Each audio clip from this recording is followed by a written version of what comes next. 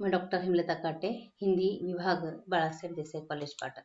हम देख रहे हैं हिंदी के यात्रा साहित्य का उद्भव और विकास, जो शिवाजी विश्वविद्यालय के बीए भाग 3 के हिंदी साहित्य के इतिहास के अंतर्गत अध्ययन के लिए रखा गया है। इसका हमने एक पहला भाग देख लिया है। आज हम उसका दूसरा भाग देखने वाले हैं।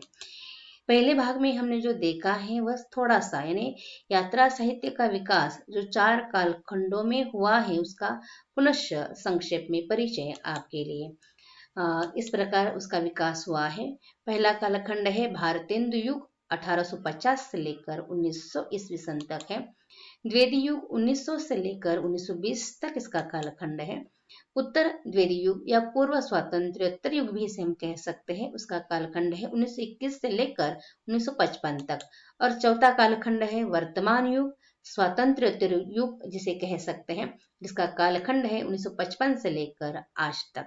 हमने भारतेंदु युगीन यात्रा साहित्य का परिचय देख लिया है। या भारतेंदु पूर्व जो हस्तलिखित यात्रा वृत्तांत लिखे गए थे, और हिंदी का पहला यात्रा वृत्तांत वन यात्रा गोसाई की वन यात्रा, इसका परिचय हमने देख लिया है।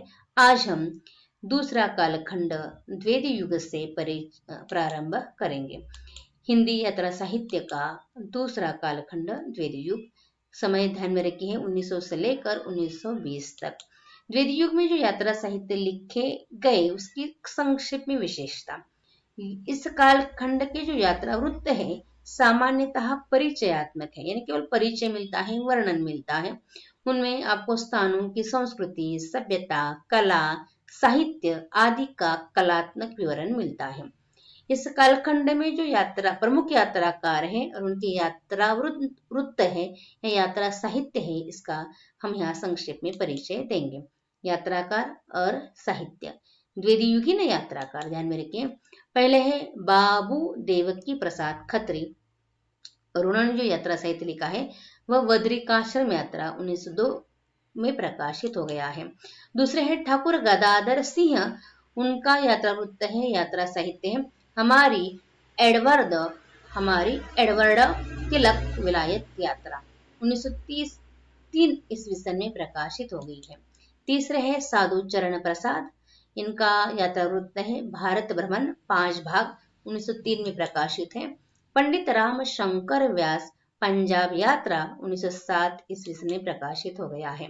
स्वामी सत्यदेव परिवारजक, एक बात ध्यान में रखिए, द्विवेदी युगीन यात्राकारों में स्वामी सत्यदेव परिवारजक जी का बहुत ही महत्वपूर्ण स्थान है।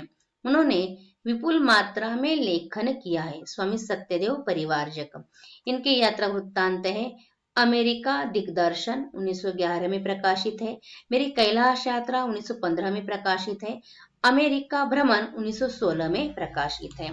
इस कालखंड के अन्य यात्राकार इस प्रकार इनका परिचय हम देख सकते हैं। धनपति लाल द्वारिकानाथ यात्रा 1912 में प्रकाशित है। बाबू शिव प्रसाद, उन्होंने पृथ्वी प्रदक्षिणा 1914 में प्रकाशित की है। गोपाल राम गहमरी जो जासूसी उपन्यासकार के रूप में स्थान रखते हैं, उनका नाम आता है। उनका यात्रा वृत्त है लंका यात्रा का विवरण 1916 में। मौलवी प्रसाद, इन्होंने लिखा है मेरी ईरान यात्रा 1930 में। और स्वामी मंगलानंद अफ्रीका यात्रा हमारी जापान यात्रा। इस प्रकार द्विवेदी युग में जो यात्रा वृत्तांत लिखे गए वह परिचयात्मक है और विपुल यात्राकार है। अनेक यात्राकारों ने लेखन करने का प्रयास किया है, लेखन किया है, परंतु हमने यहाँ केवल विशिष्ट यात्राकारों का ही नामोल्लेख किया है। तीसरा कालखंड आता है यात्रा साहित्य के इस विकास के अंतर्गत उत्तर द्विवेदी युग, जिसे हम पूर्व स्वातंत्र्योत्तर युग भी कहते हैं, जिसका समय है 1921 से लेकर 1955 तक, ध्यान में रखिए। और इस कालखंड में जो यात्रा वृत्त लिखे गए हैं उनकी विशेषता संक्षेप में इस प्रकार, इस युग के यात्रा वृत्त अपेक्षाकृत परिपक्व परिलक्षित होते हैं, यानी परिपक्वता आ गई है, उसमें व्यापकता आ गई है, विचारों में व्यापकता आ गई है। कला सौष्ठव के साथ साथ इस युग के यात्रा वृत्त में संस्मरणात्मकता भी दिखाई देती है। यानी संस्मरण यानी स्मृति के आधार पर लिखे गए यात्रा वृत्त आपको मिलते हैं। इस कालखंड के प्रमुख यात्राकार और उनका साहित्य इस प्रकार। केदार रूप राय इनका यात्रा वृत्त है। हमारी विलायत यात्रा 1926। विनी शुक्ला लंदन पेरिस की यात्रा 1926। पंडित जवाहरलाल नेहरू रूस की यात्रा, जो हमारे पंत प्रधान रह चुके हैं, उनकी भी यात्रा साहित्य के अंतर्गत प्रमुख स्थान आता है। पंडित जवाहरलाल नेहरू रूस की सैर 1926। मेहता जेमिनी शाम देश की यात्रा 1927। स्वामी मंगलानंदपुरी अफ्रीका यात्रा 1928। पंडित कन्हैयालाल मिश्र हमारी जापान यात्रा 1931 में प्रकाशित हो गई है। अन्य यात्राकार और उनका साहित्य इस प्रकार है। इस कालखंड के ही है, उत्तर द्वितीय युग के ही है। वह इस प्रकार है। कृपानाथ मिश्र विदेश की बात 1932 में प्रकाशित हो गई है। गणेश नारायण सोमानी मेरी यूरोप यात्रा 1932 में प्रकाशित हो गई है। पंडित राम नारायण मिश्र यूरोप यात्रा में 6 मास 1932 ईस्वी में प्रकाशित है। इस कालखंड के उत्तर द्वितीय युग के जो प्रमुख यात्राकार हैं और जिन्होंने विपुल मात्रा में यात्रा वृत्तांत लिखा है, वे है पंडित राहुल सांकृत्यायन। ध्यान में रखिए, पंडित राहुल सांकृत्यायन। इनकी यात्रा साहित्य का परिचय इस प्रकार है। तिब्बत में 1.25 बरस 1933। मेरी लद्दाख यात्रा 1936। लंका यात्रावली 1927। मेरी यूरोप यात्रा 1932। यात्रा के पन्ने 1934। किन्नर देश में 1948। इस प्रकार आदि विपुल मात्रा में उन्होंने लेखन किया है। ध्यान में रखिए, उत्तर द्वितीय युग यानी पूर्व स्वतंत्रोत्तर युग में जो यात्राकार है प्रमुख, पंडित राहुल सांकृत्यायन है। इस प्रकार उत्तर द्वितीय युग में विपुल मात्रा में लेखन हुआ है, जिसमें परिपक्वता आ गई है। और इसके साथ साथ जो आज का युग है, वर्तमान युग है, स्वातंत्र्योत्तर युग है, इसमें यात्रा साहित्य का सच्चे मायने में व्यापक रूप में विकास हो गया है। इस कालखंड में या स्वतंत्रता के बाद यातायात के साधनों में जो बढ़ोतरी हो गई थी, इसके कारण यात्रा साहित्य के लेखन का विकास में दिखाई देता है। इसका कालखंड है 1955 से लेकर आज तक। स्वतंत्रता के बाद देश में आवागमन की सुविधाओं के विकास और संपन्नता में आशातीत श्री वृद्धि के कारण यात्रा के लिए व्यापक प्रचार प्रसार मिला। विपुल मात्रा में, व्यापक मात्रा में इस कालखंड में यात्रा साहित्य का विकास हो गया है। हमने केवल विशिष्ट यात्राकारों का और उनके साहित्य का ही नामोल्लेख किया है। यशपाल जी है लोहे की दीवार, बिन सापों का देश। केदारनाथ अग्रवाल जी की यात्रा साहित्य है बस्ती खिले गुलाबों की। दिनकर देश विदेश। अमृत राय सुबह के रंग। रांगेय राघव तूफानों के बीच। इस कालखंड के एक विशेष और महत्वपूर्ण यात्राकार है अज्ञेय, और अज्ञेय जी के यात्रा साहित्य का नाम ध्यान में रखिए, अरे यायावर रहेगा याद। यायावर यानी यात्रा, अरे यायावर रहेगा याद। एक बूंद सहसा उछली, एक बूंद सहसा उछली यात्रा साहित्य है। ध्यान में रखिए, अज्ञेय इस कालखंड के प्रमुख यात्राकार हैं। अन्य यात्राकार इस प्रकार हैं मोहन राकेश आखिरी चट्टान तक। निर्मल वर्मा चीड़ों पर चांदनी, ये इनका यात्रा वृत्त है।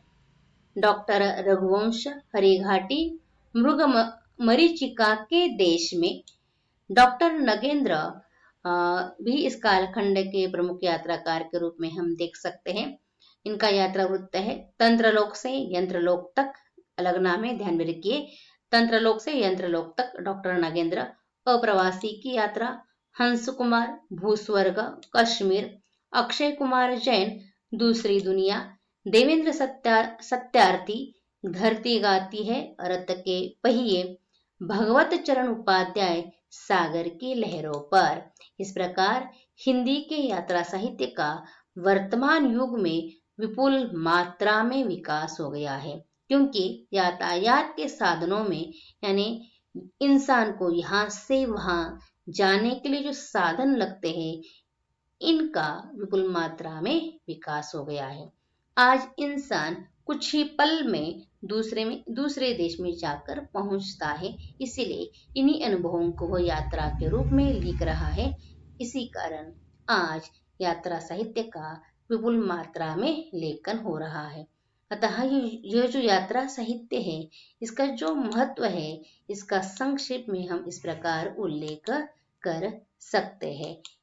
इस प्रकार यात्रा वृत्तों में वस्तुओं, व्यक्तियों, दृश्यों और स्थितियों के बाह्य संश्लिष्ट बिंब विधान के साथ लेखक की रुचि, संस्कार, संवेदनशीलता और मानसिकता भी उजागर होती है। उसमें देश विदेश के नर नारियों के प्रति रागात्मक संबंध परिपुष्ट होता है और लोगों में वसुधैव कुटुंबकम की भावना का विकास होता है। इन यात्रा साहित्य में जो वर्णन होता है उस देश का, वहाँ की संस्कृति का, वहाँ के आचार विचारों का वर्णन होता है। केवल लेखक देश का वर्णन नहीं करता, तो पूरे दृष्टि से उसका वर्णन करता है। इसीलिए वसुधैव कुटुंबकम की जो बात है वो यात्रा साहित्य से परिपूर्ण होती है, ऐसा हम कह सकते हैं। इस दृष्टि से यात्रा साहित्य एक उत्कृष्ट विधा है, एक सबसे बढ़िया विधा है। कारण यात्रा साहित्य के कारण इंसान के साथ जुड़ जाता है। इसी कारण हिंदी में यात्रा साहित्य का भविष्य उज्जवल है।